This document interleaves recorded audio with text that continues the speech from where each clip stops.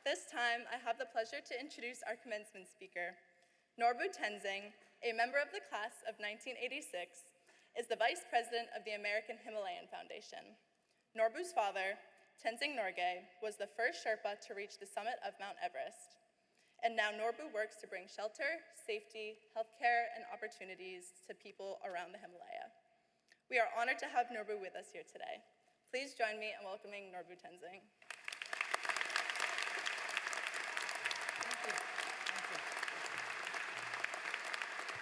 Wow. Well, thank you. Thank you, Catherine. She's going to be a hard act to follow. I'm going to try. Anyway, good afternoon, everybody. It's great to be back in Durham. Thank you, Dean Gruden and the College of Engineering and Physical Sciences for inviting me to speak today. A very, very important milestone for all of you graduating today and for your friends and families that have been along on this journey. So big congratulations to all of you graduates.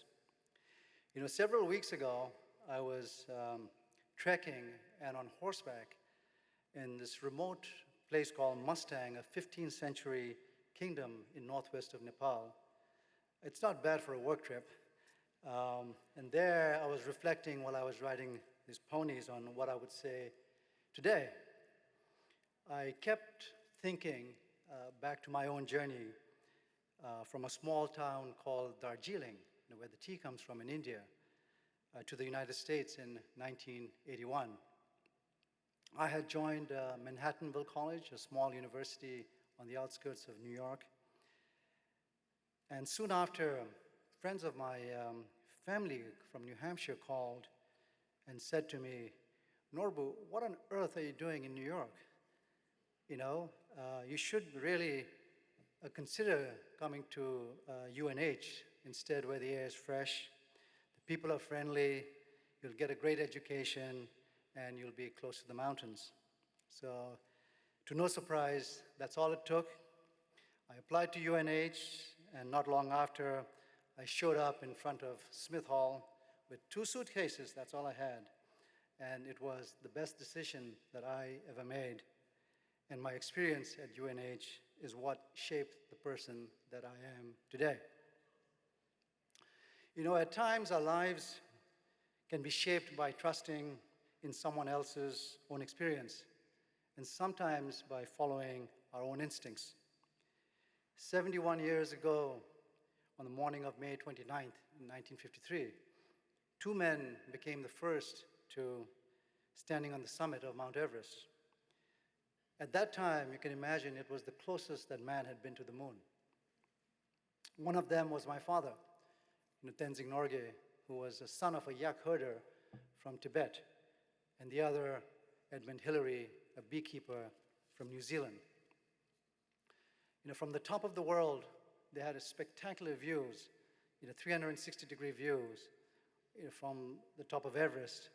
So for Everest, for my father, what was not just a mountain, it was his home, and it sustained him. Ed Hillary and my father both sensed on their descent coming down that it marked sort of not the end, but the beginning of a new journey which contained a commitment and a duty to give back to our communities. So like them, I took a similar path. I chose not to climb, but to use my education to listen to what my community expressed that they needed. So today, as you stand on the cusp of your Everest moment, I urge you to consider the power of your education. In a world today that is both deeply connected and morally adrift, your education and your values will be your compass, guiding you to make the choices that resonate with who you are and with what is best for the most vulnerable in our communities.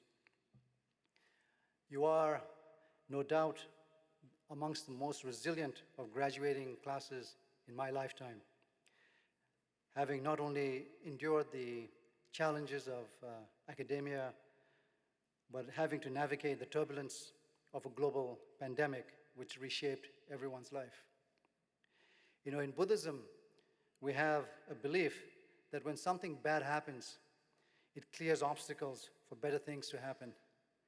So my deep respect to each one of you for making it through these challenging years, obviously with the support of your family, your loved ones, and your professors.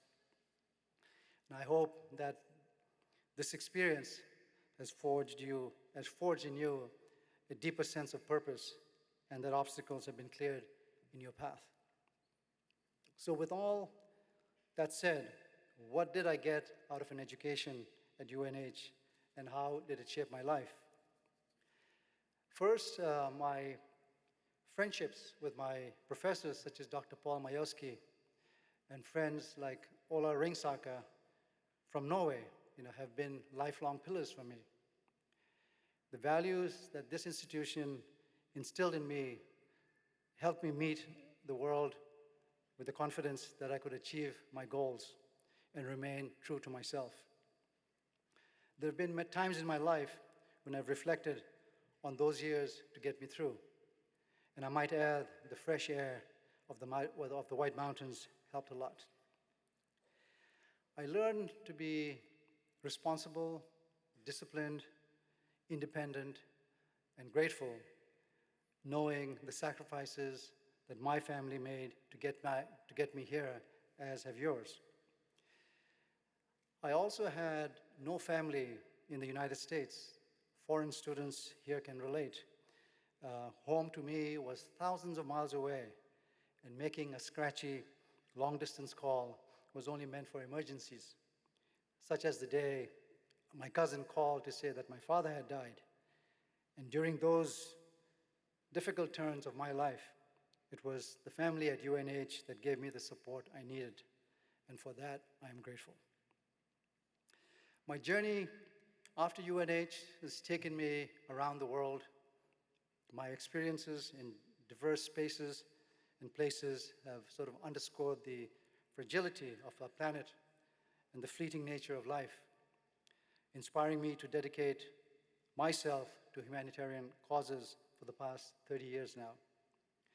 While San Francisco, please come and visit me sometime, is what I call home today, I've returned twice annually to my birth and spiritual home high up in the Himalaya for work over the past 3 decades.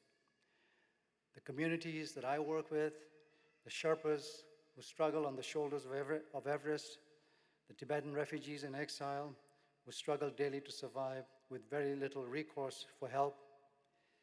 We work to provide education, healthcare, revive our rich cultural heritage, and address the many environmental challenges facing our people. In recent years, I've also been involved with crisis response during the devastating 2015 earthquake in Nepal, and more recently during the COVID crisis, where we provided food, medicine, and supplies across our communities. I also, you hear about Everest in the news these days. During the spring, I advocate for reducing risk and inequity for Sherpas and mountaineering workers on the mountain, which today has become a playground for thrill seekers at the great expense of the lives of the workers. So speaking up for the rights of those who might not have access to power, even in very small ways, can make a difference for necessary change.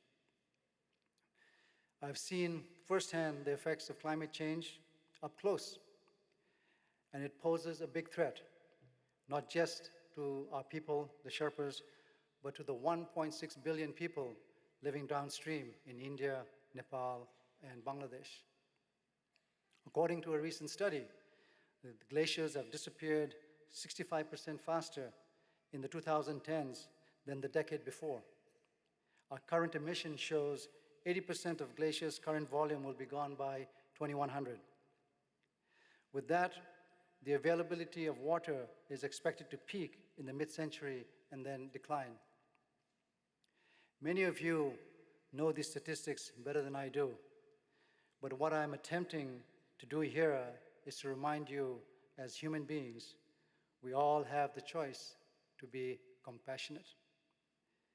We can take a step to alleviate human suffering whether it is giving a little bit of your time to volunteer, to advocate in your backyard, or in places far from you.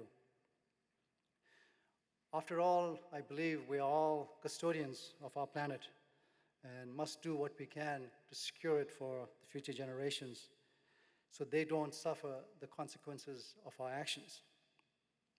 The world we live in today feels smaller than ever, yet really so far apart. We're connected these days by the click of a button, but so disconnected by our narrow self-interest sometimes. And I feel that we really can't afford to remain ignorant or turn a blind eye to things that don't seem to affect us directly in the moment, because we are, I think, all connected. Although I didn't set out a career in this kind of work that I do now, what UNH gave me was all the necessary tools to navigate my life. You might have studied engineering or geology or imagine a career in a related field, but you might end up doing something completely different, as I did. So my message to you, those who are graduating, is to keep an open mind, be guided by what motivates you, and lead lives that considers others as you do yourself. I arrived, as I mentioned earlier, at UNH with 2 suitcases and didn't know a soul here when I landed at Smith Hall. But I left equipped with a lifetime of values which have guided me to who I am today. My father, he's the son of a yak herder from Tibet, never knew how to read or write. But he had a dream to one day make a pilgrimage to the summit of the highest mountain in the world, Everest, which he finally did on his 7th attempt.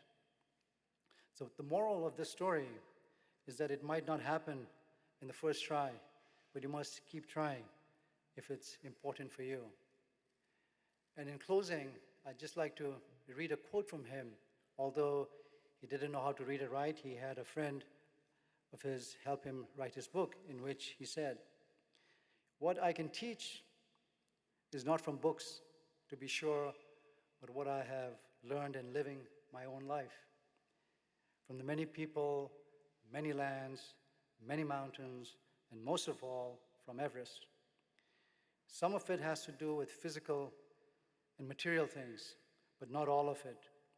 For I think I have learned other and more important things as well. One is that you cannot be a good mountaineer, however great your ability, unless you are cheerful and have the spirit of comradeship. Friends are as important as achievement. Another is that teamwork is the key to success, and that selfishness only makes a man small. Still another is that no man on a mountain or elsewhere gets more out of anything than he puts into it. So be great, make others great. That's what I've learned. So on that note, I'd like to thank you for having me here. It's been a real honor and a very emotional time for me as well, but especially for you graduates. Congratulations to the class of 2024. Thank you.